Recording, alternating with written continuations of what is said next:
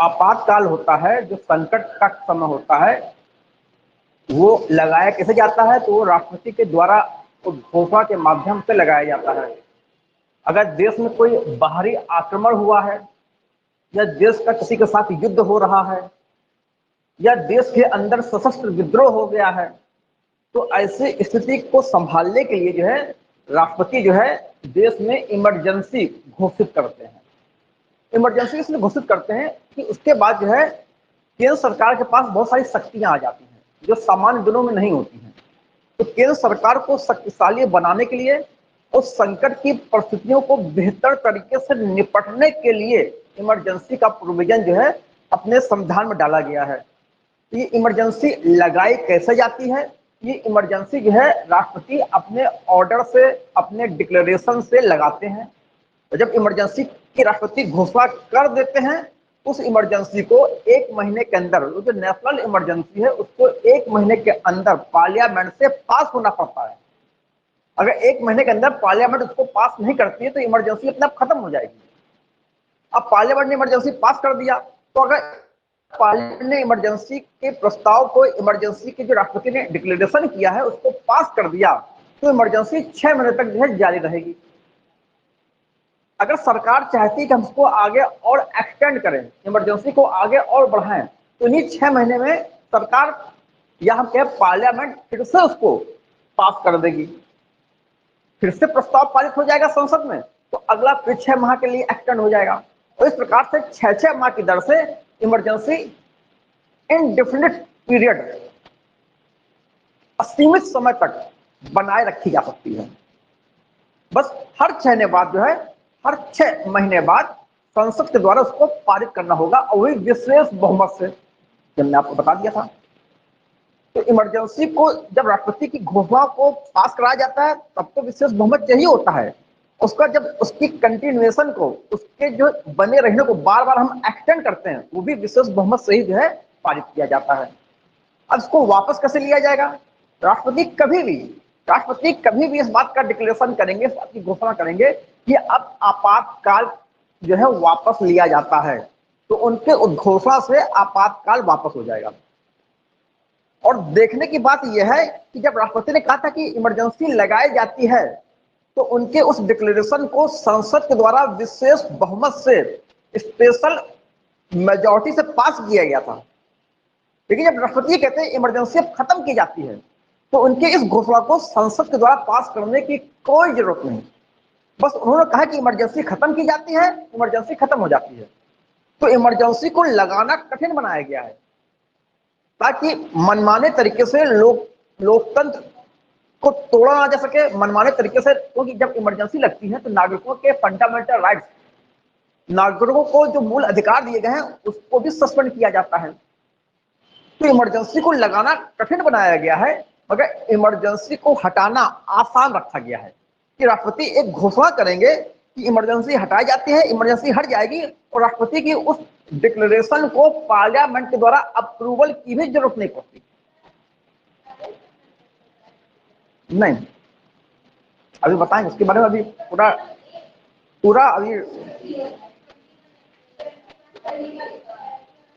अभी उसके बारे में पूरा डिटेल में बताएंगे। बहुत सारी बातें हैं फंडामेंटल राइट्स के बारे में।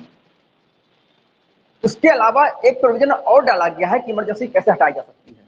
एक तो तरीका है कि राष्ट्रपति जो है डिक्लेरेशन करेंगे, राष्ट्रपति घोषणा करेंगे कि इमरजेंसी हटाई जाती है, उससे इमरजेंसी हट जाती है। मगर 44वां संविधान संशोधन के द्वारा लोकसभा को भी अधिकार दिया गया कि वो भी जो है इमरजेंसी को हटवा सकता है। कैसे? लोकसभा जो है, अगर सिर्फ लोकसभा, राज्यसभा की जरूरत नहीं है, अकेले लोकसभा अगर साधारण बहुमत से, विशेष बहुमत की जरूरत नहीं है, लोकसभा सिर्फ सिंपल मेजॉरिटी से अगर ये प्रस्ताव पारित कर दे कि इमरजेंसी हटाई जाए, तो राष्ट्रपति को इमरजेंसी हटाना ही पड़ेगा। तो देखिए हटाना कितना आसान बनाया गया है, लगाना कितना कठिन था। लगाने के लिए जो है प्रस्ताव को लोकसभा से भी पारित होना पड़ता था और राज्यसभा से भी पारित होना पड़ता था, और पास होने के लिए हमको स्पेशल मेजॉरिटी चाहिए होती थी। स्पेशल मेजॉरिटी हमने पिछली क्लास में आपको बताया था कि टू थर्ड होती है, जो एक कठिन प्रोसेस है। लेकिन इमरजेंसी को खत्म करना है, तो राज्यसभा की कोई भूमिका नहीं, अकेले लोकसभा प्रस्ताव पारित करेगी, वो भी सिंपल मेजॉरिटी से। सिंपल मेजॉरिटी का क्या अर्थ है? सिंपल मेजॉरिटी का अर्थ है कि लोकसभा की टोटल स्ट्रेंथ, लोकसभा की कुल सदस्य संख्या, टोटल मेंबरशिप 543 है। जिस दिन लोकसभा का सेशन स्टार्ट हुआ उस दिन जो है लोकसभा में से जो है 70 लोग आए थे। तो ये 70 लोग आए हैं, अगर इनके भी प्रस्ताव रखा गया, इन्होंने वोटिंग करी, तो इस 70 का जो है आधे से ज्यादा, 70 का आधा कितना हुआ? 35, उसमें एक और जोड़ो 36। तो अगर इन 70 लोगों में से 36 लोगों ने वोटिंग कर दी इस फेवर में, इस पक्ष में कि इमरजेंसी हटाई जाए, तो देखो इमरजेंसी हट जाती है और राज्यसभा से पूछा भी नहीं जाता है। तो इमरजेंसी को हटाने के लिए सिर्फ और सिर्फ लोकसभा को मौका दिया गया है, और वो भी सिंपल मेजॉरिटी से। लगाने के लिए लोकसभा और राज्यसभा दोनों को जो है पास करना पड़ेगा प्रस्ताव, वो भी स्पेशल मेजॉरिटी से पास करना पड़ेगा। ठीक, अब मान लीजिए जो है उस समय लोकसभा का सेशन नहीं चल रहा है और इमरजेंसी हटानी है, लोकसभा का भी सेशन नहीं चल रहा है, इमरजेंसी हटानी है, कैसे हटाया जाएगा? अगर सेशन चल रहा है तो नहीं, राष्ट्रपति तो कभी भी अपना सब्सिक्वेंट प्रोक्लेमेशन के द्वारा राष्ट्रपति कभी हटा सकते हैं, लेकिन राष्ट्रपति नहीं हटा रहे हैं तो लोकसभा पहल करेगी। तो लोकसभा के प्रोसेस क्या होता है कि लोकसभा के जो कुल सदस्य होते हैं, कुल सदस्य कितने हैं? 543। इन कुल सदस्यों में से 1/10 सदस्य लोकसभा के स्पीकर को एक जो है रिटर्न नोटिस देंगे कि आप लोकसभा की एक स्पेशल बैठक बुलाइए, लोकसभा में एक स्पेशल प्रस्ताव रखवाइए जो इमरजेंसी हटाने के बारे में विचार करेगा। 543 का 1/10 कितना हुआ? 55 हुआ। तो लोकसभा के अगर 55 सदस्य लोकसभा अध्यक्ष को, जिस समय लोकसभा अध्यक्ष हैं ओम बिरला, तो लोकसभा अध्यक्ष जिसको हम स्पीकर भी कहते हैं, तो अगर लोकसभा के 1/10 सदस्य स्पीकर को एक रिटर्न नोटिस देते हैं कि आप जो है इमरजेंसी हटाने के लिए जो है एक रेजोल्यूशन की व्यवस्था कीजिए, एक रेजोल्यूशन लाइए, उसमें जो है वोटिंग की जाएगी और ये तय किया जाएगा कि इमरजेंसी जारी रखी जाए तो हटाया जाए, तो लोकसभा जो है स्पेशल जो है लोकसभा की बैठक बुलाएंगे 14 दिन के अंदर। लेकिन मान लीजिए उसमें लोकसभा सेशन नहीं चल रहा है, तो फिर जो है राष्ट्रपति को जो रिटर्न नोटिस दी जाएगी कि आप लोकसभा के लिए एक स्पेशल जो है बैठक बुलवाइए जहां पर इस पर विचार किया जाएगा कि इमरजेंसी को आगे जारी रखा जाए या खत्म किया जाए। ठीक, तो लोकसभा अगर साधारण बहुमत से प्रस्ताव पारित कर दे इमरजेंसी हटाने के लिए, तो राष्ट्रपति को इमरजेंसी हटानी पड़ेगी। और इसके लिए प्रोसेस ये है कि लोकसभा के 1/10 सदस्य लोकसभा अध्यक्ष को, लोकसभा स्पीकर को एक रिटर्न में जो है नोटिस देंगे कि ऐसा प्रस्ताव रखवाया जाए जो इमरजेंसी हटाने के बारे में विचार करे, ऐसी बैठक बुलाई जाए, वहां पर इस पर विचार किया जाए। तो लोकसभा अध्यक्ष ऐसा रेजोल्यूशन रखवाएंगे। लेकिन मान लीजिए सेशन चल नहीं रहा है लोकसभा का, क्योंकि जो है साल भर सेशन संसद का नहीं चलता है। साल में संसद के सिर्फ 3 सेशन होते हैं, एक होता है बजट सेशन, एक होता है मानसून, एक होता है शीतकालीन। लोकसभा साल भर नहीं काम करती है, या पार्लियामेंट साल भर काम नहीं करती है। पार्लियामेंट साल में सिर्फ 3 मौके पे लगती है। बजट सेशन होता है 2-3 महीने का, मानसून सेशन होता है और शीतकालीन सेशन होता है। और जब सेशन खत्म हो जाते हैं उसके बाद का जो काल होता है उसको कहते हैं विश्रांति काल। जैसे इस समय लोकसभा का विश्रांति काल चल रहा है, मुझे पता नहीं लेकिन यह मान के चल रहा है, इस समय लोकसभा की कोई बैठक नहीं चल रही, विश्रांति काल है, इसको अंग्रेजी में कहते हैं रिसेस।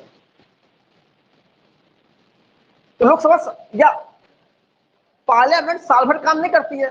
पार्लियामेंट में साल में सिर्फ 3 सेशन होते हैं, बजट, मानसून, शीतकाल। तो अगर सेशन चल रहा है तो लोकसभा के 1/10 सदस्य स्पीकर को नोटिस देंगे कि एक प्रस्ताव रखवाया जाए जो इमरजेंसी के बारे में विचार करेगा। मान लो लोकसभा का सेशन, पार्लियामेंट का सेशन चल नहीं रहा है, माने विश्रांति काल चल रहा है, पार्लियामेंट जो है अपने विश्रांति काल में है, पार्लियामेंट अपने रिसेस में है, तो उस समय क्या किया जाएगा? तो उस समय जो है 1/10 सदस्य जो है राष्ट्रपति को नोटिस देंगे। राष्ट्रपति 14 दिन के अंदर बैठक बुलाएगा वहां साधा प्रस्ताव से प्रस्ताव पारित हो जाएगा, अगर हो जाता है तो राष्ट्रपति वापस ले लेंगे। पूरी बात क्लियर है? अब लिखवा दें।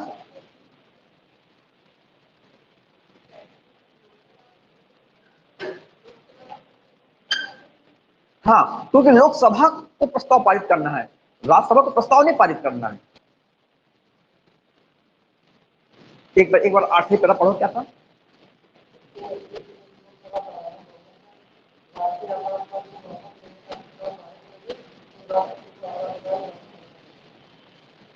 पैरा चेंज कीजिए और लिखिए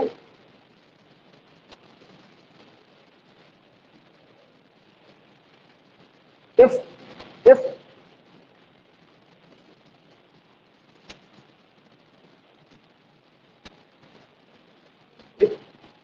1/10 of total number of members of Lok Sabha, if 1/10 of the total number, if 1/10 of the total number of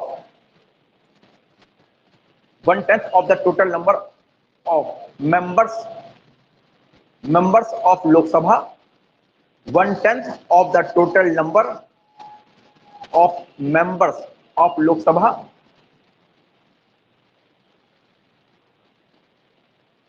give a written notice, give a written notice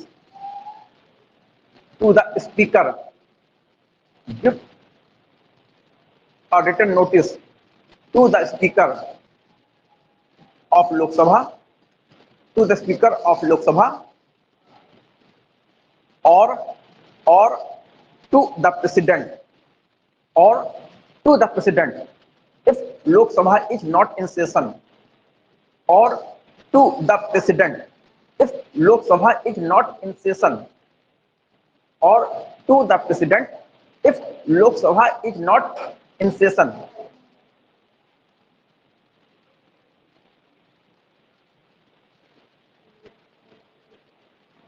The special sitting of Lok Sabha, the special sitting of Lok Sabha should be held within 14 days.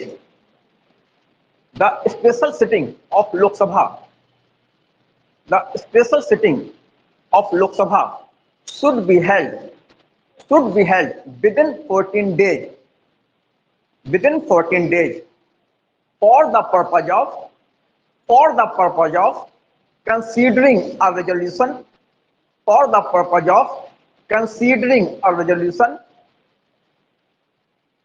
considering a resolution for disapproving, considering a resolution for disapproving the continuance of national emergency, for disapproving a continuance of national emergency.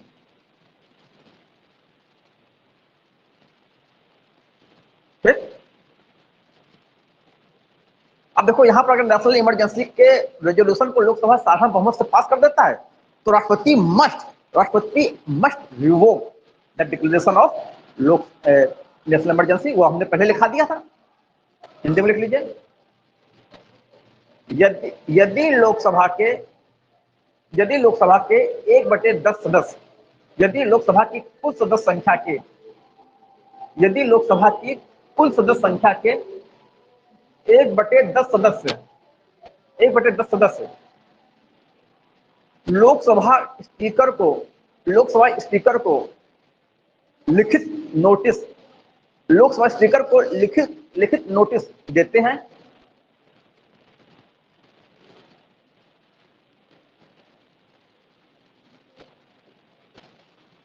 Lok Sabha speaker को लिखित notice देते हैं, अथवा यदि लोकसभा का सत्र नहीं चल रहा है, अथवा यदि लोकसभा का सत्र नहीं चल रहा है तो राष्ट्रपति को देते हैं, तो राष्ट्रपति को देते हैं।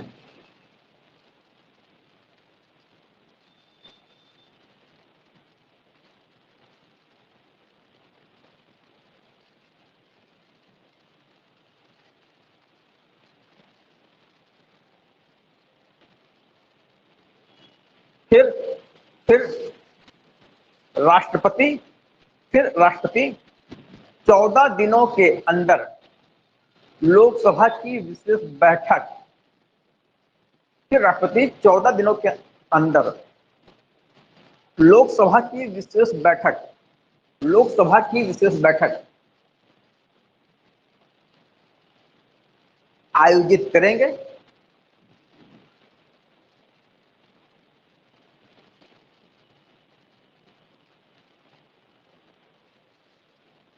यदि इस बैठक में साधारण बहुमत से, यदि इस बैठक में साधारण बहुमत से आपातकाल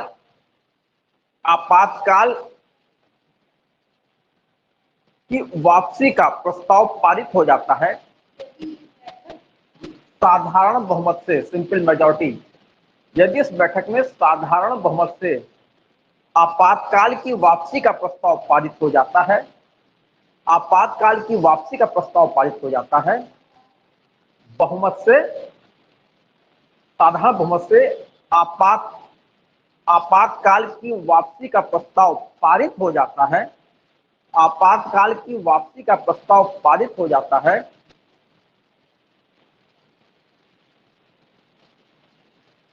तो राष्ट्रपति आपातकाल को वापस ले लेते हैं, तो राष्ट्रपति आपातकाल को वापस ले लेते हैं।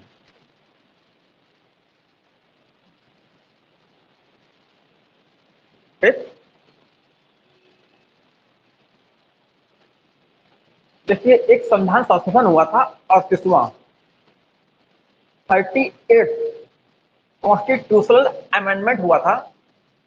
उसमें यह व्यवस्था दी गई थी कि राष्ट्रपति अगर जो है इमरजेंसी की घोषणा करते हैं तो राष्ट्रपति की इस घोषणा को जुडिशियल रिव्यू नहीं किया जा सकता, अर्थात कोर्ट में राष्ट्रपति की इस घोषणा को चैलेंज नहीं किया जा सकता। राष्ट्रपति ने कह दिया कि नेशनल इमरजेंसी लगाई जाती है तो वो फुल एंड फाइनल है, तो कोई भी राष्ट्रपति की इस डिक्लेरेशन को कोर्ट में जाके चुनौती नहीं देगा कि गलत लग गई नेशनल इमरजेंसी। लेकिन बाद में 44वें संविधान संशोधन के द्वारा इस प्रोविजन को डिलीट कर दिया गया, अर्थात अगर राष्ट्रपति ये कहते हैं कि नेशनल इमरजेंसी लगाई जाती है तो राष्ट्रपति की इस घोषणा को जो है कोर्ट में चैलेंज किया जा सकता है, इस आधार पर कि राष्ट्रपति ने मनमाने तरीके से, अतार्किक तरीके से, रैशनली बड़े विकृत तरीके से, गलत तरीके से जो है इमरजेंसी लगाई है।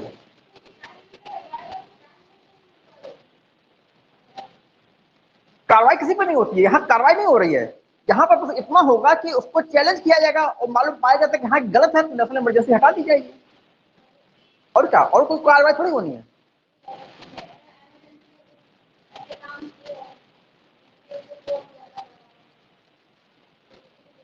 नहीं, उसके लिए नेशनल इमरजेंसी में जो भी काम किए जाते हैं उसमें पूरी सुरक्षा दी जाती है। नेशनल इमरजेंसी लग गई, अब सरकार कोई भी काम करेगी वो उन कामों के लिए जो है, क्योंकि नेशनल इमरजेंसी को टैकल करना है, नेशनल इमरजेंसी इसलिए लगाई गई कि जिस संकट में है उस संकट में सरकार को इतने अधिकार दे दिए जाते हैं कि वो जो काम करेगी इमरजेंसी को टैकल करने के लिए, उसके लिए उसको कभी भी जब कोर्ट में नहीं घसीटा जाएगा।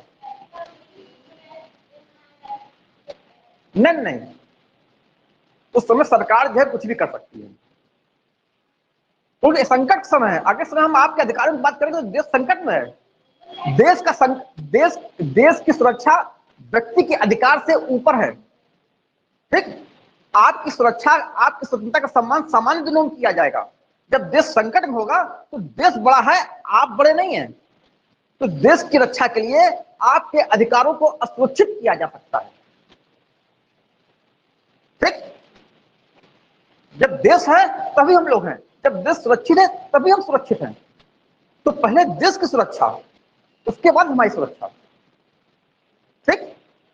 लेकिन वो बात हम नहीं कर रहे हैं, हम ये बात कर रहे हैं कि राष्ट्रपति ने इमरजेंसी की घोषणा की, तो 38वें संविधान संशोधन ये व्यवस्था की थी कि राष्ट्रपति की इस घोषणा को आप कोर्ट में चैलेंज नहीं करोगे कि राष्ट्रपति ने जो घोषणा की है वो जो है ठीक नहीं है। बाद में 44वां संविधान संशोधन के द्वारा यह व्यवस्था कर दी गई कि राष्ट्रपति के डिक्लेरेशन को, राष्ट्रपति के प्रोक्लेमेशन को, राष्ट्रपति ने जो नेशनल इमरजेंसी लगाई है तो उनकी घोषणा को कोर्ट में चैलेंज किया जा सकता है, इस आधार पर कि ये जो मनमाना तरीके से काम किया गया है, अप्रासंगिक, इररिलेवेंट, एक्सट्रानियस फैक्ट्स पर बेस होकर जो इमरजेंसी लगाई गई है। माने इमरजेंसी के लिए जो आधार ने चुने हैं वो आधार जो है अनर्गल है, अतार्किक है और उनका इमरजेंसी से लगाने से कोई लेना देना है ही नहीं। फालतू में उन आधारों को आधार बनाकर आपने इमरजेंसी लगा दी। आपने जो बहाना किया है इमरजेंसी लगाने के लिए, जो आपने फैक्ट्स बटोरे हैं, ये फैक्ट्स हैं, ये तथ्य हैं जिनके कारण हम इमरजेंसी लगा रहे हैं, तो इन तथ्यों का इमरजेंसी लगाने से कोई रिश्ता ही नहीं है। इस आधार पर कोर्ट में इमरजेंसी को चैलेंज किया जा सकता है। तो आपको बस एग्जाम के लिए बस इतना जानना है कि राष्ट्रपति की इमरजेंसी लगाने की घोषणा को जुडिशरी रिव्यू, न्यायिक पुनरीक्षण किया जा सकता है। राष्ट्रपति के प्रोक्लेमेशन को कोर्ट में चैलेंज किया जा सकता है इस आधार पर कि असंबद्ध, अप्रासंगिक और गलत आधार पर इमरजेंसी लगाई गई। ठीक, लिख लीजिए 38 कॉन्स्टिट्यूशनल अमेंडमेंट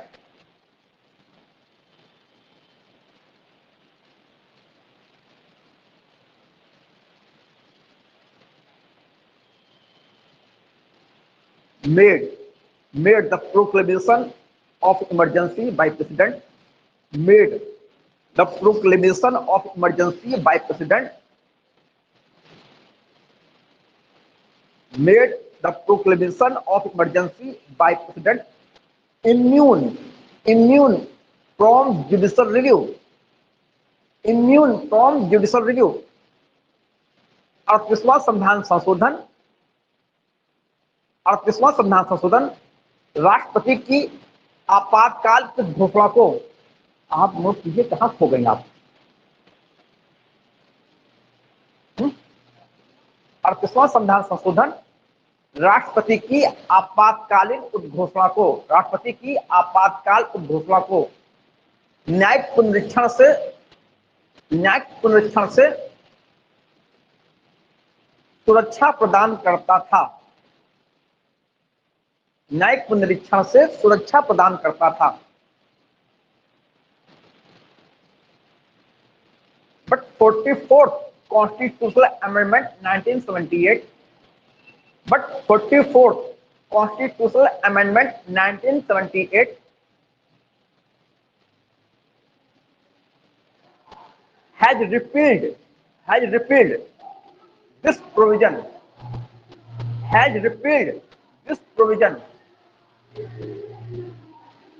परंतु 44वें संविधान संशोधन ने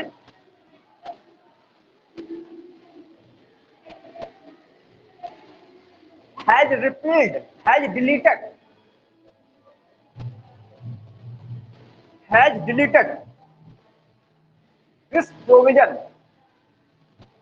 deleted this provision, परंतु 44वां संविधान संशोधन ने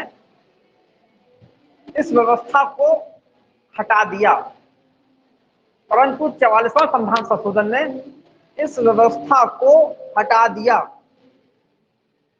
अर्थात अब राष्ट्रपति की आपातकालीन उद्घोषणा का न्यायिक पुनरीक्षण किया जा सकता है।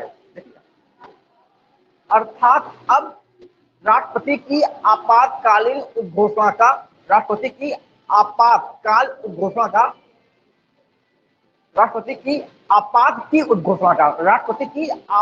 की उद्घोषणा का माने संकट की उद्घोषणा का न्यायिक पुनरीक्षण किया जा सकता है।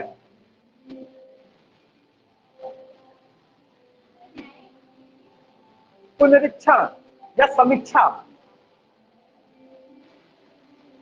this means now the proclamation of president for national emergency, now proclamation of president for national emergency can be challenged in the court can be challenged in the court on the ground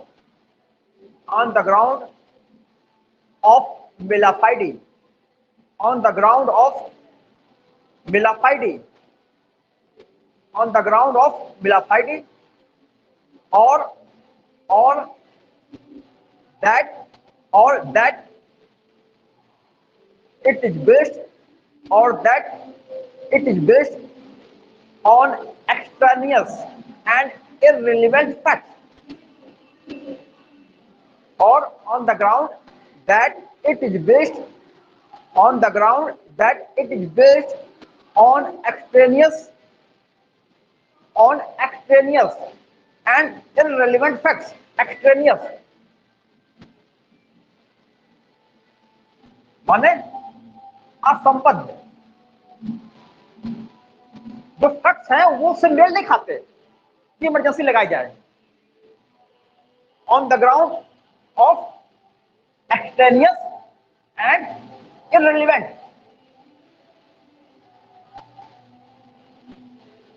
facts।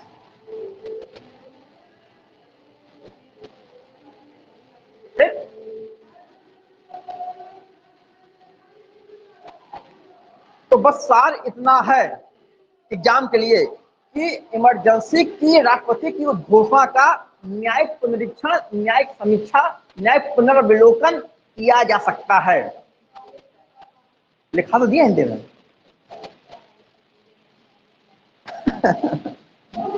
तो वो न्याय, वो feelings तो आ गई, वो सार तो आ गया, नहीं आ गया?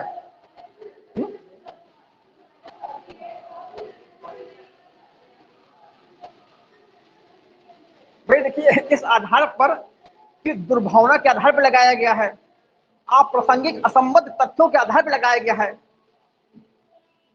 बेतुका लगाया गया है, किस आधार पर न्यायिक समीक्षा की जा सकती है, उसको कोर्ट में चैलेंज किया जा सकता है, कोर्ट में प्रश्न उठाया जा सकता है, कोर्ट पर चैलेंज किया जा सकता है, कोर्ट में उस पर विचार किया जाएगा। जबकि 38वां संविधान संशोधन जो इंदिरा गांधी ने करवाया था, उसने कहा करवाया था कि अगर नेशनल इमरजेंसी लगाई जाती है तो राष्ट्रपति के लगाने को कभी भी आप कोर्ट में चैलेंज नहीं करोगे।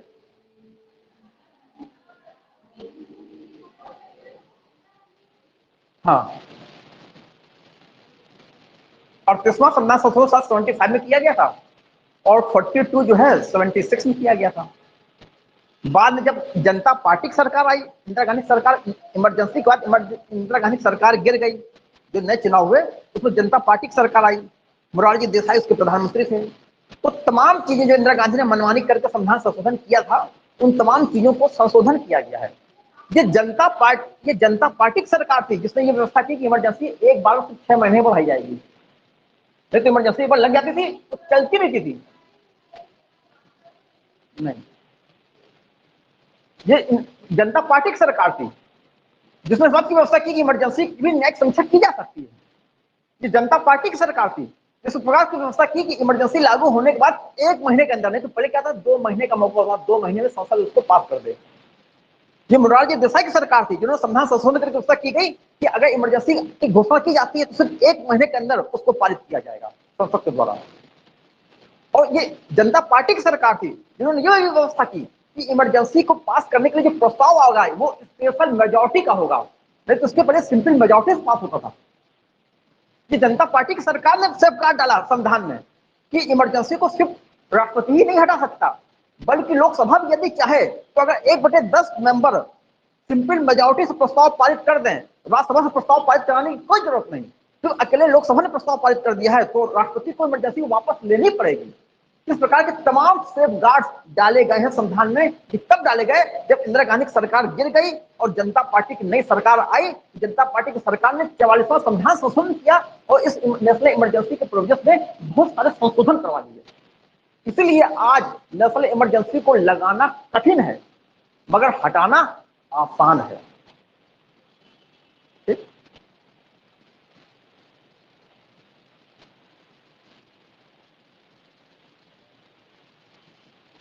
अब देखते हैं इमरजेंसी से होता क्या है, जो आप लोग काफी समय से जानने की इच्छुक थे। ये तो हमने बातें करी, इमरजेंसी लगाई गई, इमरजेंसी हटाई गई, वो तो ठीक है, मगर इसमें होता क्या है, इसमें कौन से काम किए जाते हैं जब इमरजेंसी लगा दी जाती है। तो इमरजेंसी लगा दी जाती है, उसमें कुछ काम होते हैं, उनको हम जो है 3 हेडिंग्स पर पढ़ेंगे।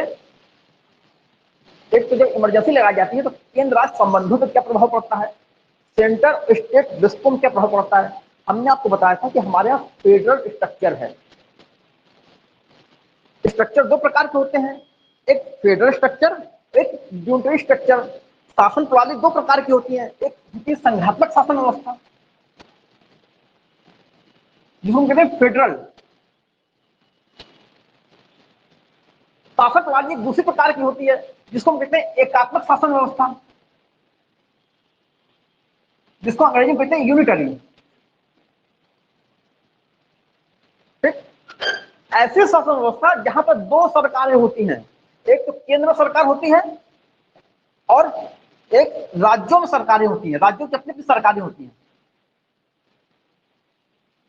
जहां 2 सरकारें होती हैं उसको हम क्या कहते हैं, फेडरल सिस्टम। और जहां सिर्फ एक ही सरकार होती है, केंद्र की सरकार, जहां सिर्फ एक ही सरकार है, राज्यों में सरकारें नहीं होती हैं, तो उसको कहते हैं यूनिटरी व्यवस्था। अगर कल्पना कीजिए, मान लीजिए राज्यों में सरकारें हैं, मान लीजिए प्रशासन की सुविधा के लिए राज्यों में सरकारें बनाई गई या राज्य बनाए गए, तो राज्य किसने बनाया, केंद्र सरकार ने राज्यों को जन्म दिया। S1, S2, S3 स्टेट्स है, तो इनको जो शक्तियां दी गई हैं, ये शक्तियां केंद्र ने डेलीगेट किया है। शक्तियां डेलीगेट शक्तियां वो शक्तियां होती है जिसको हम जब चाहते हैं वापस ले लेते हैं, उसको कहते हैं डेलीगेशन। मान लीजिए जो है मेरे घर में कोई कार्ड आया शादी का पिताजी के नाम, पिताजी खुद नहीं जा रहे हैं, पिताजी ने मुझे भेजा अपनी तरफ से और कहा कि ये 500 रुपए लो और मेरी तरफ से जो है वहां पर लिखवा देना। तो हम क्या है, पिताजी ने मुझे जो है अपना जो है एजेंट बना के भेजा है, उनने 500 कहा तो हम 500 रुपए लिखाएंगे, वो कहेंगे नहीं वहां 51 लिखा है तो हम 51 लिखाएंगे। हमारे पास अपनी कोई स्वतंत्र हैसियत नहीं है।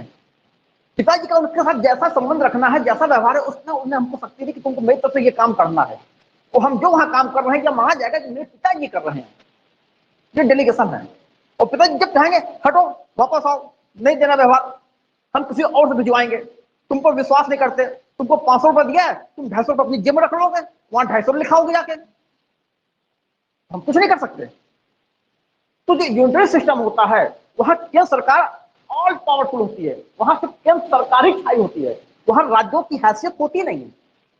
अगर राज्य काम करते हुए नजर आ रहे हैं तो राज्य वही शक्तियों का प्रयोग कर रहे हैं जो यहां से इनको डेलीगेट की गई है कि भैया इतनी शक्ति ले लो, हमारी तरफ से प्रयोग करो, और गड़बड़ करोगे अभी अपनी शक्ति वापस ले लेंगे।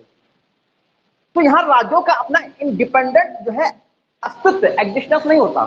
ये पूरी तरीके से इनके निर्देश पे काम करते हैं। हाँ बताइए हुजूर कैसे काम करना, ऐसे करो, अच्छा अच्छा आप बताइए कैसे काम करना, ऐसे करो। ये सब कुछ इनकी हाँ हुजूरी करते हैं। ऐसा नहीं है जैसे हाँ ममता दीदी जो चाहेंगे कर लेंगे, मोदी कुछ नहीं कर पाएंगे। पंजाब में मान सिंह जो चाहेंगे कर लेंगे, मोदी कुछ ना कर पाएंगे।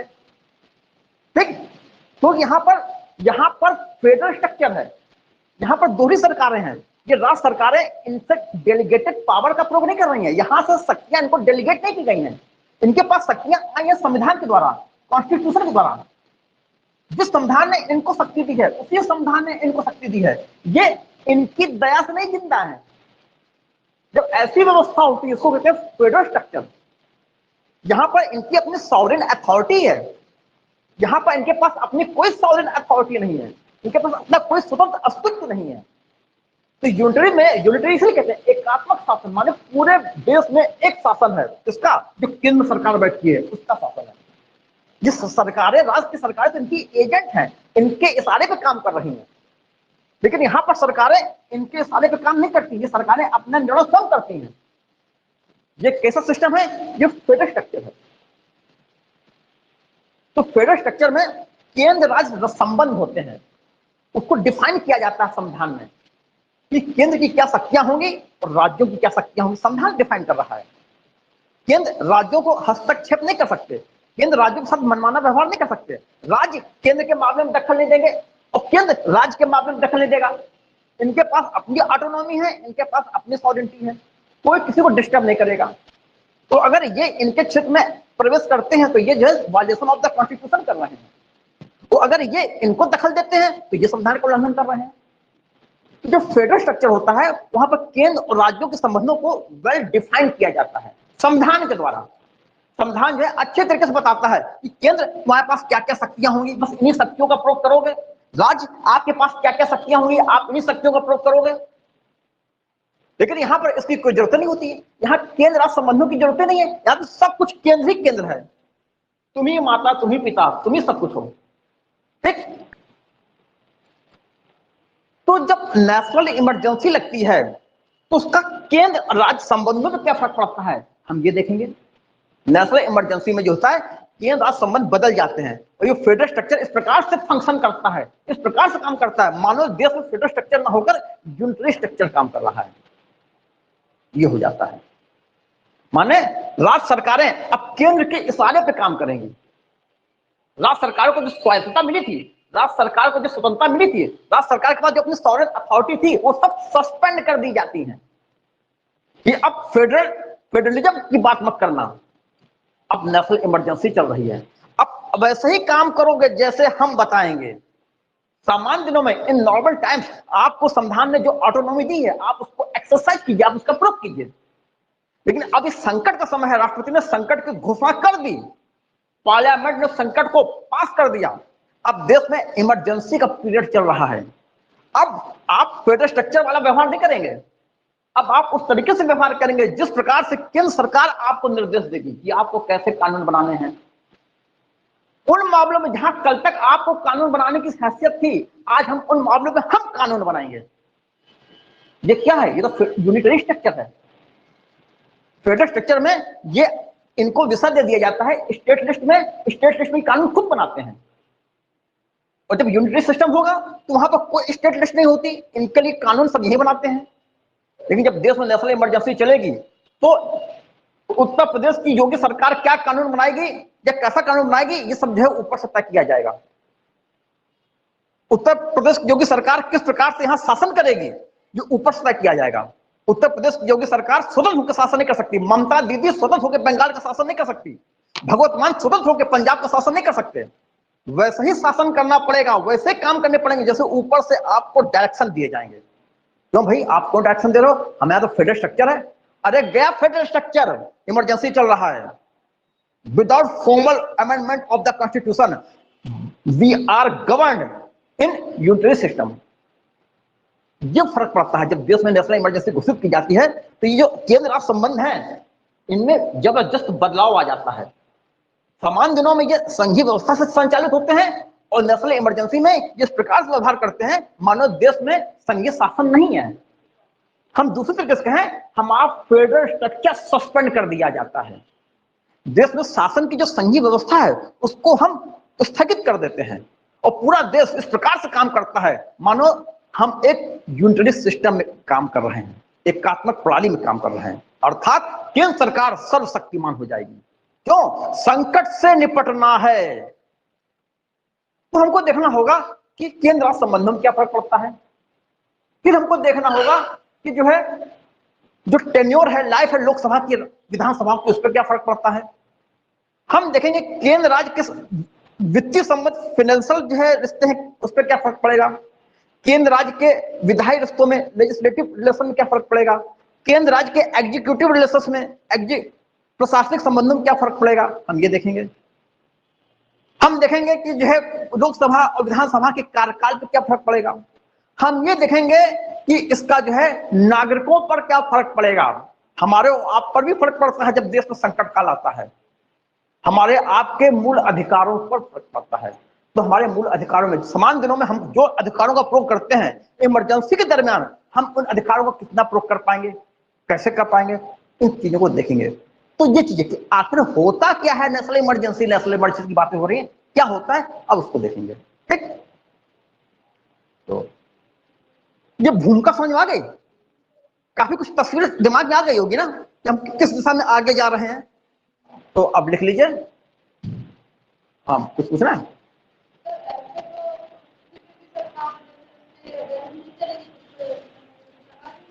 क्या,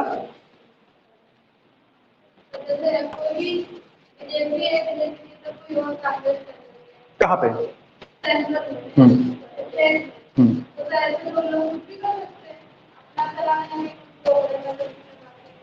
नहीं नहीं, इमरजेंसी लगाने के लिए ग्राउंड होते हैं, जब वहां आक्रमण होगा तब इमरजेंसी लगाई जाएगी।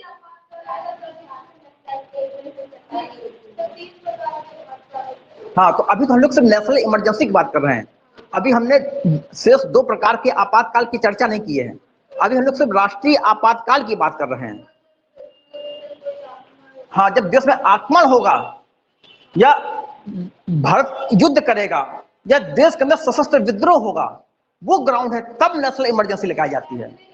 ऐसे नहीं लगाई जाती। नहीं नहीं नहीं, और वो भी जब राष्ट्रपति को घोषणा करेंगे तो उसको 30 दिन के अंदर संसद से पास करवाना पड़ेगा। मानिए संसद उसको स्पेशल मेजॉरिटी से पास नहीं करती है, तो राष्ट्रपति ने जब घोषणा दी की थी, वो पास ही नहीं हो पाई, तो इमरजेंसी लग नहीं पाएगी।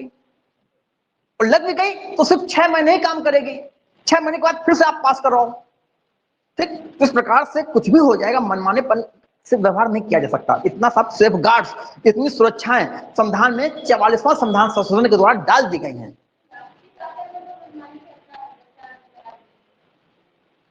उस पर जब पहुंचे तब वहां बात करेंगे, अभी आगे बात क्यों करें, नहीं तो भटक जाएंगे हम लोग ना, बातें निकलती हैं दूर तक जाती हैं। तो अभी जो है यहां तक रहे। हाँ, लिख लीजिए, राष्ट्रीय आपातकाल का प्रभाव, इफेक्ट्स और कॉन्सिक्वेंसेस ऑफ नेशनल इमरजेंसी। राष्ट्रीय आपातकाल का प्रभाव, इफेक्ट्स और consequences of national emergency.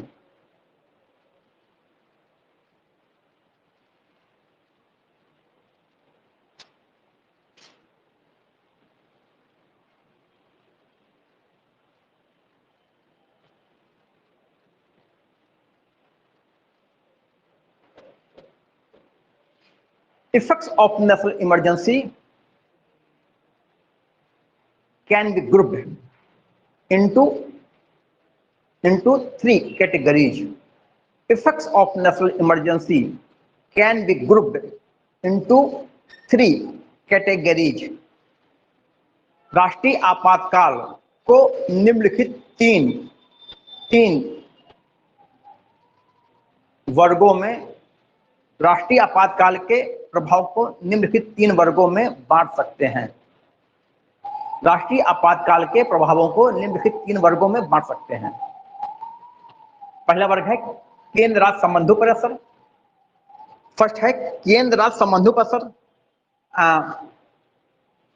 Effects on centre state relation. Effects on centre state relation, केंद्र राज्य संबंधों पर असर। दूसरा है लोकसभा और विधानसभाओं के कार्यकाल पर असर। सेकंड है effects on life of Lok Sabha and state legislative assembly. Effects on life of Lok Sabha and state legislative assembly, Lok Sabha और राज्य विधानसभाओं के कार्यकाल पर असर। और तीसरा है नागरिकों पर असर। तीसरा है इफेक्ट्स ऑन सिटीजन्स, नागरिकों पर असर, इफेक्ट्स ऑन सिटीजन्स। ठीक, केंद्र राज्य संबंधों पर असर, केंद्र राज्य संबंधों पर असर। अब तो आप लोग समझने लगे होंगे कि फेडरल स्ट्रक्चर क्या होता है, तो उसकी जो फीलिंग्स आ गई होंगी। संघात्मक शासन किसे कहते हैं, इसकी फीलिंग्स आ गई होंगी। क्यों उत्तर है, जब कभी संघात्मक शासन आपको पढ़ाया नहीं हमने, ऐसे बताया होगा, अभी उसको पढ़ाई का हमने, बस यूं चलता हुआ बताया था जैसे हम अभी बता रहे हैं हल्का फुल्का। संघात्मक शासन पूरा अपना चैप्टर है जिसमें बहुत सारे फीचर्स हैं, उसकी बहुत सारी कैरेक्टरिस्टिक्स हैं। अब देखते हैं केंद्र राज्य संबंधों पर क्या फर्क पड़ता है। तो सबसे पहले हम केंद्र राज्य के जो एग्जीक्यूटिव रिश्ते हैं, केंद्र राज्यों के जो प्रशासनिक संबंध है, उस पर क्या फर्क पड़ता है, पहले हम इसको देखते हैं। ठीक, ये सेंटर और ये क्या है, स्टेट्स है। ठीक, हम देखते हैं केंद्र राज्यों के प्रशासन पे क्या फर्क पड़ता है, केंद्र राज्य के प्रशासनिक संबंधों पे क्या फर्क पड़ता है, हम ये देखने जा रहे हैं। देखिए, सेंटर किन विषयों पे अपने प्रशासन का प्रयोग करेगा। संविधान में एक 7वीं अनुसूची है। 7वीं अनुसूची में 3 सूचियां हैं, 3 लिस्ट हैं। संविधान में 12 अनुसूचियां हैं। संविधान में 12 शेड्यूल हैं। 12 शेड्यूल में से एक 7वीं अनुसूची है। तो 7वीं अनुसूची में 3 सूची हैं। 3 सूचियां में एक यूनियन लिस्ट है, एक है संघीय सूची। संघीय सूची जिसको हम कहते हैं यूनियन लिस्ट, ठीक। एक है राज्य सूची जिसको हम कहते हैं स्टेट लिस्ट, और एक है समवर्ती सूची जिसको कहते हैं कॉन्करेंट लिस्ट।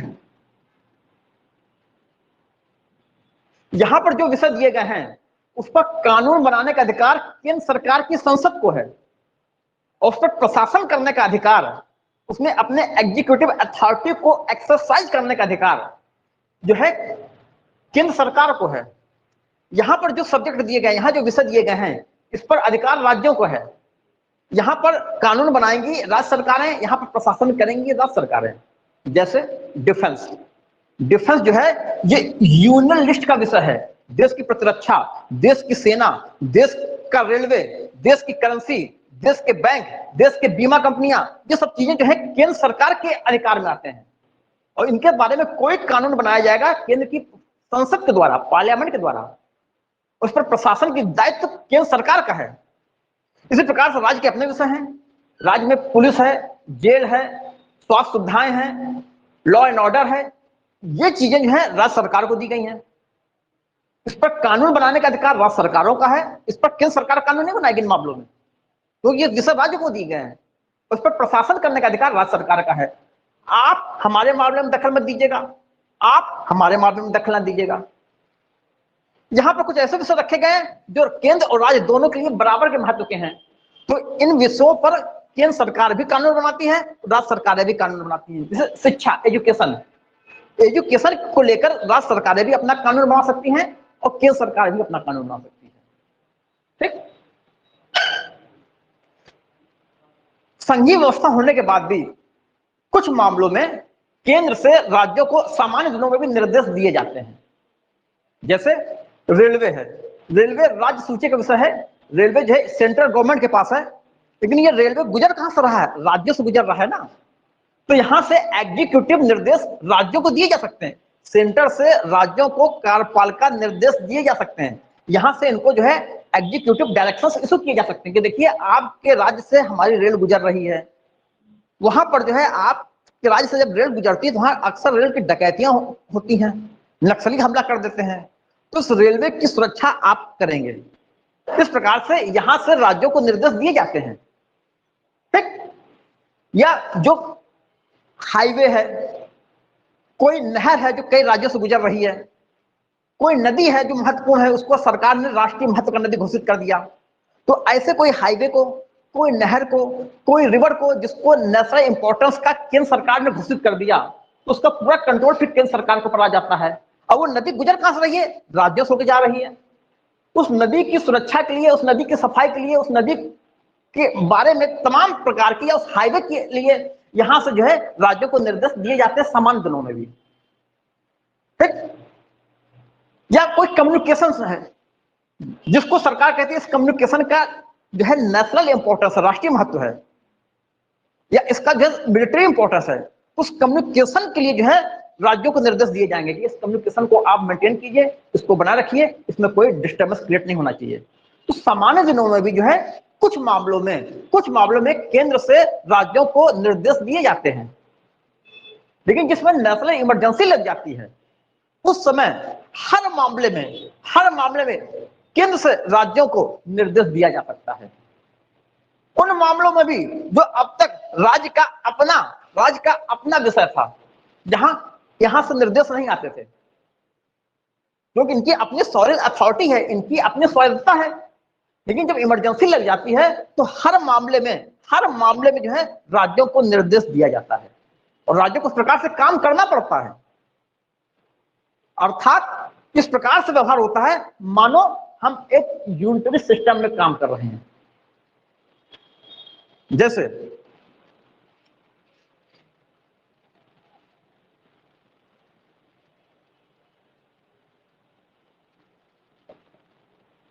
यहां हमला हुआ, ठीक, और हमने जो है नेशनल इमरजेंसी के बारे में हमने आपको बताया था, नेशनल इमरजेंसी पूरे देश में लगाई जा सकती है, नेशनल इमरजेंसी देश के किसी एक हिस्से में लगाई जा सकती है। और यहां पर नेशनल इमरजेंसी लगा दी गई कि यहां पर जो पंजाब है, गुजरात है और राजस्थान, यहां नेशनल इमरजेंसी लग गई क्योंकि पाकिस्तान से यहां अटैक हुआ है। ठीक, नेशनल इमरजेंसी पूरे देश में लगाई जा सकती है, नेशनल इमरजेंसी देश के सिर्फ एक हिस्से में भी लगाई जा सकती है, एक राज्य के कुछ जिलों में ही लगाई जा सकती है। तो मान लीजिए यहां पर नेशनल इमरजेंसी लगा दी गई, लेकिन अब जो केंद्र सरकार है भारत के हर राज्य को निर्देश दे सकती है कि आप किस प्रकार से व्यवहार करोगे, कहां पर क्या करोगे, क्योंकि नेशनल इमरजेंसी लग गई है। अर्थात नेशनल इमरजेंसी छत्तीसगढ़ में नहीं लगी है और सरकार को लगता है कि यहाँ छत्तीसगढ़ में जो नक्सली हैं इनके साथ कोई कम्युनिकेशन चल रहा है, तुरंत जो है यहां से निर्देश दिया जाएगा छत्तीसगढ़ सरकार को, सुनिए जो है आप अपने यहाँ जितना इंटरनेट सर्विस है सबको ठप कीजिए, इनको करना पड़ेगा। ये दूसरे प्रकार के निर्देश दिए जा सकते हैं, वो सब इनको मानने पड़ेंगे। ठीक, माने राज्यों को जो है ये किसी प्रकार का निर्देश दिया जा सकता है, राज्यों को मानना पड़ेगा। केंद्र सरकार राज्य को निर्देश दे सकती है कि हमारी सेना जो पंजाब से होकर गुजरेगी उस सेना के लिए वहां से सुरक्षित गुजर जाए पंजाब से, राज्य सरकार आप इसकी व्यवस्था कीजिए। और एक बार आपके गोडाउन में जो अनाज रखा हुआ है एक बार के लिए हमारी सेना को दीजिए, देना पड़ेगा। राजस्थान सरकार को निर्देश दे सकती है कि आप बॉर्डर के जितने एरिया है अपने पुलिस के द्वारा खाली करवाइए, राजस्थान को करना पड़ेगा। अर्थात नेशनल इमरजेंसी को टैकल करने के लिए किसी भी राज्य को कोई भी निर्देश हर मामले में दे सकती है, और कोई राज्य नहीं कहेगा कि मेरी अपनी अथॉरिटी है, हम तो फेडरल स्ट्रक्चर में जी रहे हैं। नहीं, अब फेडरल स्ट्रक्चर में आप जी नहीं रहे हो, अब तो बस एक ही सरकार है, वो है केंद्र सरकार। राज्य सरकारें भी काम करेंगे, राज्य सरकारों को सस्पेंड नहीं किया जाएगा। उत्तर प्रदेश में जो की सरकार काम करेगी, मध्य प्रदेश सरकार में मध्य प्रदेश की जो शिवराज सिंह चौहान की सरकार है वो काम करेगी, बंगाल ममता दीदी की सरकार काम करेगी, कोई सरकार सस्पेंड नहीं की जाएगी, सरकारें सब काम करेंगी। मगर सरकारें जो काम करेंगी वो उस निर्देश पे काम करेंगी जो निर्देश उनको केंद्र से इशू किए जाएंगे। सरकार को सस्पेंड नहीं करते, सरकारें काम करती हैं, मगर केंद्र सरकार इतनी शक्तिशाली हो जाती है कि किसी भी मामले में राज्य सरकारों को डायरेक्शन इशू कर सकती है और राज्य सरकारों को मानना पड़ेगा। हम यूं कहें कि राज्य सरकारें पूरे तरीके से केंद्र सरकार के कंट्रोल में आ जाती हैं। राज्य सरकारें काम करेंगी, राज्य सरकारें हटाएंगी नहीं जाएंगी, राज्य सरकारें भंग नहीं की जाएंगी, राज्य सरकारें सस्पेंड नहीं की जाएंगी, क्योंकि अगर राज्य सरकारें सस्पेंड कर दी जाएंगी तब तो केंद्र सरकार को बड़ी मुसीबत हो जाएगी। उसको अपना पूरा फोकस पाकिस्तान के साथ युद्ध में देना है। यहाँ 28 राज्य हैं, अगर राज्य की सरकारों को हम बर्खास्त कर देंगे तो इनकी व्यवस्था कौन देखेगा, तो केंद्र सरकार पर दोहरी तेरी मार पड़ जाएगी। तो यहाँ की सरकारें अपना काम करती रहेंगी, मगर जब जैसा निर्देश केंद्र से इनको इशू किया जाएगा वो भी इनको मानना पड़ेगा, क्योंकि ये सारी सरकारें पूरी तरीके से केंद्र सरकार के कंट्रोल में आ जाएंगी। तो काम आप कीजिए, हम डिस्टर्ब नहीं कर रहे हैं, लेकिन जैसा हम आप कहेंगे आपको वो काम मानना पड़ेगा। तो केंद्र राज्य संबंधों में ये फर्क पड़ता है कि जो प्रशासनिक शक्तियां हैं, सामान्य दिनों में जो एडमिनिस्ट्रेटिव जो डिवीजन है केंद्र और राज्यों के बीच में, वो जस्ट सस्पेंड हो जाता है और पूरी तरीके से राज्य सरकारों को केंद्र सरकार के एग्जीक्यूटिव डायरेक्शंस में, कार्यपालिका निर्देश में काम करना पड़ता है। और सब कुछ इस प्रकार से होता है मानो देश में संघीय व्यवस्था न होकर एकात्मक शासन है।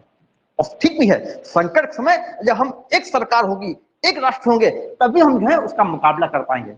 सामान्य दिनों में आप अपनी बात कहिए, हम अपनी बात कहेंगे, आप अपना काम कीजिए, हम अपना काम करेंगे, हम एक दूसरे को दखल नहीं देंगे। मगर संकट समय सारी शक्तियां मेरे पास होगी, जैसा हम कहेंगे वैसा ही सबको काम करना पड़ेगा। आप समझा भी? अब इसको लिखा दें कि आप लोग पढ़ लेंगे, खुद ही पढ़ लगे ना, आपके पास किताब है, आपके पास किताब है तो एम लक्ष्मीकांत की आप किताब खरीद लीजिए। ठीक, कि लिखा दें, रहने देना, ठीक। चलिए, तो इस प्रकार से केंद्र राज्य संबंधों की बात खत्म हुई। बस इतनी सी बात है कि जो है राज्यों को अपने कार्यपालिका शक्तियों का प्रयोग किस तरीके से करना है, ये निर्देश जो केंद्र राज्यों को दिया जाएगा। राज्य सरकारें पूरी तरीके से केंद्र सरकार के नियंत्रण में आ जाएंगी, ठीक। इस प्रकार से केंद्र राज्य संबंध का असर आपने देखा। अब देखिए केंद्र राज्य विधायी संबंधों में क्या फर्क पड़ता है। केंद्र राज्य के अपने विधायी संबंध भी होते हैं। विधायी संबंध माने केंद्र सरकार अपने विषय पे कानून बनाती है और राज्य सरकारें अपने विषय पे कानून बनाती हैं। पार्लियामेंट जो है के पास अपने विषय है कानून बनाने के लिए, जैसे डिफेंस पे कानून बनाएगी, जैसे जो है वो आर्मी पे कानून बनाएगी, कम्युनिकेशन पे कानून बनाएगी, नागरिकता पे कानून बनाएगी, सिटीजनशिप पे कानून बनाएगी। इस प्रकार से केंद्र सरकार के अपने विषय हैं जो यूनियन लिस्ट में दिए गए हैं। राज्य सरकारों को अपने विषय हैं, राज्य सरकार अपने विषय पे कानून बनाते हैं। लेकिन जिस समय नेशनल इमरजेंसी लागू होती है उस समय जो है राज्य सरकारों को जो है कानून बनाने की तो शक्ति होती है, लेकिन उनका कानून जो है केंद्र सरकार के कानून के अधीन होता है। अर्थात केंद्र सरकार भी राज्य सूची पे कानून बनाने की ताकत प्राप्त कर लेती है। सामान्य दिनों में केंद्र सरकार जो है राज्य सूची के विषय पर कानून नहीं बनाते। अगर कानून बना रहे हैं तो गलत है। संविधान ने जो है विषय दे दिए हैं राज्यों को कि आपको इन विषयों पर कानून बनाना है, उन विषयों पर राज्यों को कानून बनाना पड़ेगा, ये इस पर दखल नहीं देंगे। लेकिन जब राष्ट्रीय आपातकाल लगता है तो राज्य के मामलों में भी जो है पार्लियामेंट कानून बना सकती है। यही तो है यूनिटरी सिस्टम, इसी को कहते हैं एकात्मक व्यवस्था। संघात्मक व्यवस्था में तो केंद्र सरकार अपने विषय में कानून बनाती है, राज्य सरकारें अपने विषय पे कानून बनाती हैं। लेकिन एकात्मक व्यवस्था में क्या होता है कि केंद्र सरकार भी जो है स्टेट लिस्ट में कानून बनाना शुरू कर देती है। तो होता क्या है कि राज्यों की जो विधानसभाएं हैं वो सस्पेंड नहीं होती, विधानसभाएं काम करती हैं, राज्यों की विधानसभाएं अपने कानून बनाती हैं। लेकिन इसके साथ साथ केंद्र सरकार भी राज्य के विषय पे कानून बनाने की ताकत रखती है, तो राज्य सूची पे कोई भी कानून बना सकती है, ठीक। तो अगर मान लीजिए किसी एक विषय पर राज्य सरकार ने भी कानून बनाया है, उस पर केंद्र ने भी कानून बना दिया, तो केंद्र का कानून चलेगा, राज्य का कानून निरस्त माना जाएगा। अर्थात जब नेशनल इमरजेंसी लागू होती है तो राज्यों की विधानसभाएं काम करती रहती हैं, उनको सस्पेंड नहीं किया जाता। मगर राज्यों की जो विधायी शक्तियां हैं वो पार्लियामेंट के अधीन आ जाती हैं। राज्य सूची पर पार्लियामेंट कानून बनाएगा और अगर राज्य का कानून और पार्लियामेंट के कानून में कोई टकराव पैदा हो रहा है तो राज्य का कानून नहीं माना जाएगा, राज्य का कानून निरस्त माना जाएगा और केंद्र सरकार का कानून माना जाएगा। इस प्रकार से यहां फिर हम देखते हैं कि पूरा सिस्टम फेडरल स्ट्रक्चर से यूनिटरी सिस्टम में ट्रांसफॉर्म हो जाता है, ठीक। लिखा दें, नहीं लिखा है ना। हाँ, बस एक चीज होती है कि राज्य सूची में जो कानून बनाए गए हैं, जैसे नेशनल इमरजेंसी खत्म होगा, नेशनल इमरजेंसी खत्म होने के 6 महीने बाद राज्य सूची पे केंद्र के द्वारा जो कानून बनाए गए हैं वो खत्म हो जाते हैं, ठीक।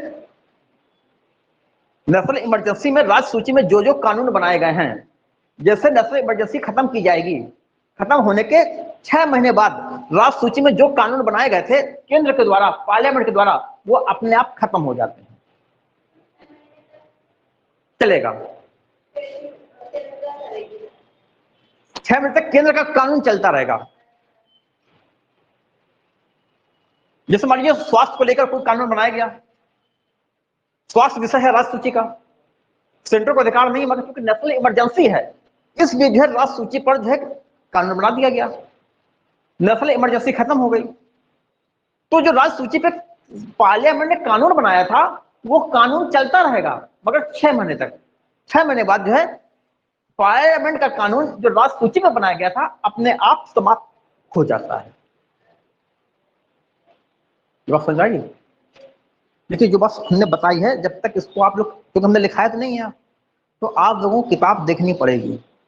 अगर किताब नहीं देखेंगे तो जो बातें हमने बताई हैं ये सब जो है गायब हो जाएंगी, ठीक है ना। तो आप लोग जरूर आप किताब ले लीजिएगा, ठीक है। एम लक्ष्मीकांत की आती है, अच्छी किताब है, आप ले लीजिएगा। आपके पास किताब नहीं है आप भी तो आप कैसे पढ़ेंगे, ले लेंगे ना।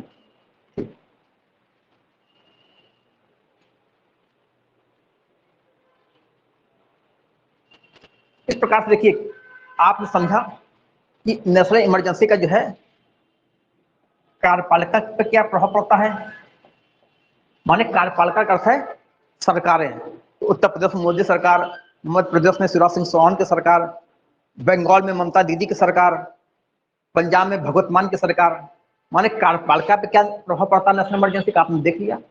ये प्रभाव पड़ता है कि कार्यपालिका बनी रहती है, अपना काम करती रहती है, मगर उसको निर्देश कहां से मिलते हैं, केंद्र सरकार से। जो सामान्य दिनों में ऐसे निर्देश नहीं मिलते थे, लेकिन नेशनल इमरजेंसी वहां से निर्देश मिलते हैं और उनको काम करना पड़ता है। दूसरा हमने देखा विधायी संबंध क्या है। विधायी विधायी संबंध में प्रभाव देखा कि कोई भी विधानसभा भंग नहीं की जाएगी, कोई भी विधानसभा जो है सस्पेंड नहीं की जाएगी। विधानसभाएं, हर राज्य की विधानसभाएं अपने कानून बनाती रहेंगी जैसे बनाती हैं, मगर उन्हीं विषयों पर केंद्र सरकार को भी अधिकार हो गया है कानून बनाने का। सामान्य दिनों पे नहीं था। सामान्य दिनों पे केंद्र सरकार राज्य सरकार के विषयों पे कानून नहीं बनाती थी। इमरजेंसी के दौरान राज्य सरकारें तो कानून बनाएंगी। उत्तर प्रदेश की सरकार जैसा कानून बनाती रहेगी, लेकिन उत्तर प्रदेश के मामले में उत्तर प्रदेश के विषयों पर केंद्र सरकार भी कानून बना सकती है, जो सामान्य दिनों में नहीं कर सकती। ये हो जाता है। और अगर एक ही विषय पर उत्तर प्रदेश की सरकार ने भी कानून बना दिया है और केंद्र सरकार ने भी कानून बना दिया है, तो उत्तर प्रदेश का सरकार का कानून निरस्त हो जाएगा और केंद्र सरकार का कानून चलेगा। इस प्रकार से उत्तर प्रदेश के लिए जो कानून बनाया गया है, या राज्य सूची पर पूरे भारत के लिए केंद्र सरकार ने जो कानून बनाया है, जैसे नेशनल इमरजेंसी खत्म होगी 6 महीने बाद पार्लियामेंट का बनाया गया वो कानून जो राज्य सूची पर बनाया गया था, वो भी खत्म हो जाएगा। अब केंद्र राज्य के वित्तीय संबंधों पर क्या प्रभाव पड़ता है, इसको हम देखें।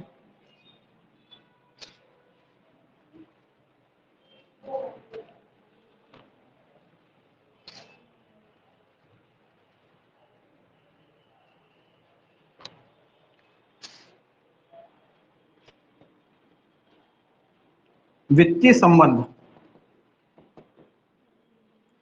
माने फाइनेंशियल रिलेशन, इस पर क्या प्रभाव पड़ता है, इसको देखते हैं। ठीक, देखिए सेंटर है और स्टेट है। पहले हल्का सन के वित्तीय संबंधों को, इनके जो है आपसी जो फाइनेंशियल जो रिश्ते हैं, हम थोड़ा सा उनको देखें। अक्सर इनके पास पैसे की कमी होती है। जो कर है, जो राजस्व हैं, इस प्रकार से बांटे गए हैं कि इसके पास पैसे के स्रोत, सोर्स ऑफ इनकम बेहतर है और इनके पास सोर्स ऑफ इनकम अच्छी नहीं है। तो राज्य सरकारें जो अपना टैक्स वसूल करती हैं उसके से इनके खजाने में इतना पैसा नहीं आ पाता है, और ये जो टैक्स वसूल करते हैं इनके पास सोर्स ऑफ इनकम इतना अच्छा है कि इनके पास पैसा ज्यादा रहता है। तो ये जो है हमेशा इससे पैसे की मांग करते हैं राज्य। अब एक फाइनेंस कमीशन का गठन किया जाता है, फाइनेंस कमीशन बनाया जाता है हर 5 साल में। जैसे वर्तमान समय में जो है 15वां फाइनेंस कमीशन की रिकमेंडेशन चल रही है। फाइनेंस कमीशन ये बताता है कि केंद्र सरकार ने जो टैक्स कलेक्ट किया है, केंद्र सरकार ने जो धन इकट्ठा किया है, जो यूनियन टैक्स आया है केंद्र सरकार के पास, उसमें से कितना हिस्सा जो है राज्यों को दे दिया जाए। फाइनेंस कमीशन 5 साल में एक बार बनता है, अपनी संस्तुति, अपना रिकमेंडेशन दे देता है। उसके बाद उसी रिकमेंडेशन के अनुसार हर साल जो है केंद्र से राज्यों को पैसा जो है दे दिया जाता है। जैसे जो 15वां फाइनेंस कमीशन आया है, जिसकी सिफारिशें जो है 2020 से 2026 तक चलेंगी। उसे 5 साल चलती है, मगर कोरोना की वजह से ये जो है 6 साल चलेंगे। ठीक है। वर्तमान में जो है एनके सिंह की अध्यक्षता में जो फाइनेंस कमीशन बनाया गया था, वित्त आयोग, ये संविधान में आर्टिकल कितना है 280, वित्त आयोग। तो वित्त आयोग ने कहा है 2020 से 2026 के लिए जितना भी यूनियन टैक्स आएगा, जितना भी केंद्र सरकार के पास टैक्स पहुंचेगा, जिसको हम कहते हैं यूनियन टैक्स,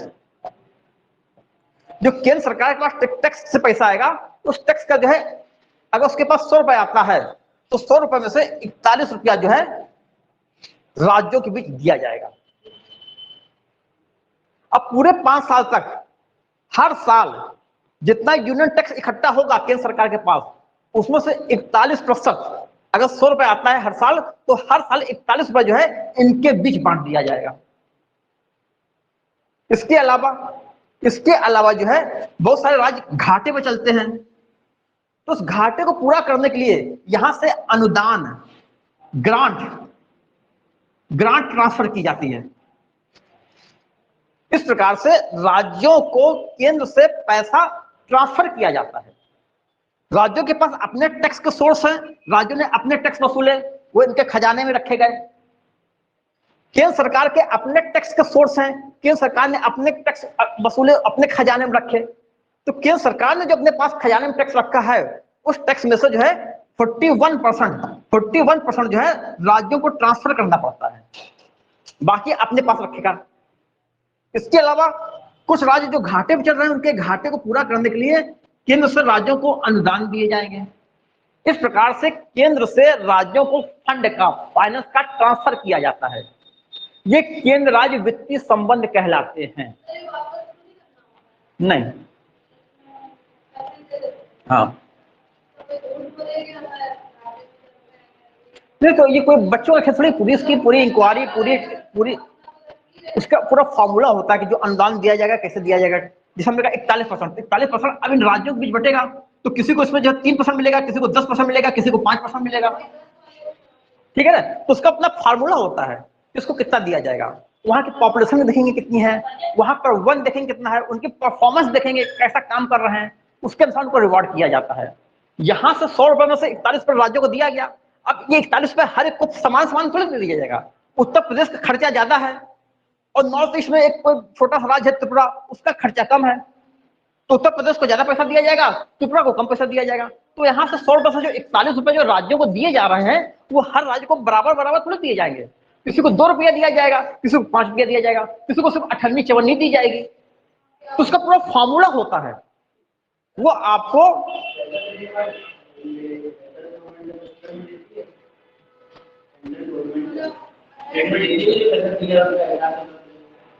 हाँ, वो सब जो है खर्चे के लिए एक अलग से व्यवस्था की गई है। इनके खर्चे की भी जांच की जाती है, इनके खर्चे की भी जांच की जाती है। उसके लिए एक व्यवस्था है CAG, controller and auditor general of India. तो इनने जो खर्चा किया है उस खर्चे की भी जांच की जाती है, तो इनने जो खर्चा किया उसकी भी जांच की जाती है। ठीक, तो पूरी व्यवस्था की जाती है। ऐसा नहीं होता कि पैसा दे दिया बस जो चाहो कर लो।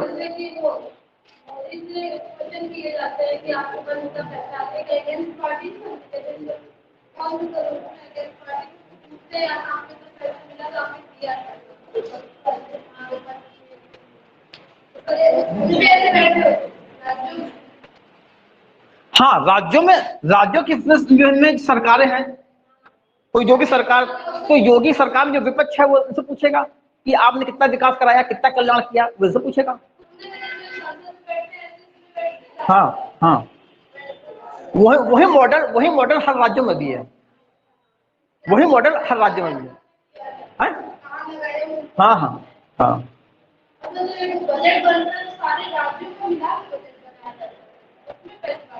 नहीं, हर राज्य का अपना बजट होता है। योगी सरकार अपना बजट देंगी, मध्य प्रदेश सरकार अपना बजट रखेगी हर राज्य का, और जो यहाँ पर बजट होता है ये पूरे भारत के लिए बजट होता है।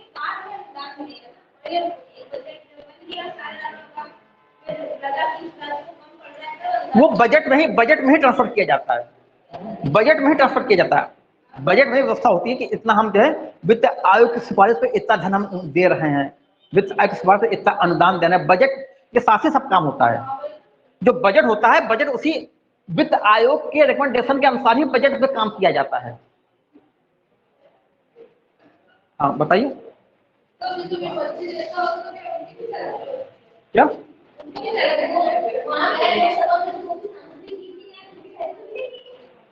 जो विपक्ष है वो भी सांसद है ना, तो सांसद सांसद की अपनी सैलरी होती है। जैसे हम चुनाव जीत के जाते हैं, मान लीजिए हम विधायक बन जाते हैं, तो विधायक को जब क्या पैसा नहीं मिलेगा, हर महीने उसके खाते में पैसा आएगा। कोई विधायक है, विधायक का उसको पैसा मिलेगा, जो उसकी सैलरी होगी। जो सांसद होता है, सांसद कितनी सैलरी होती है? कहाँ? हाँ हाँ,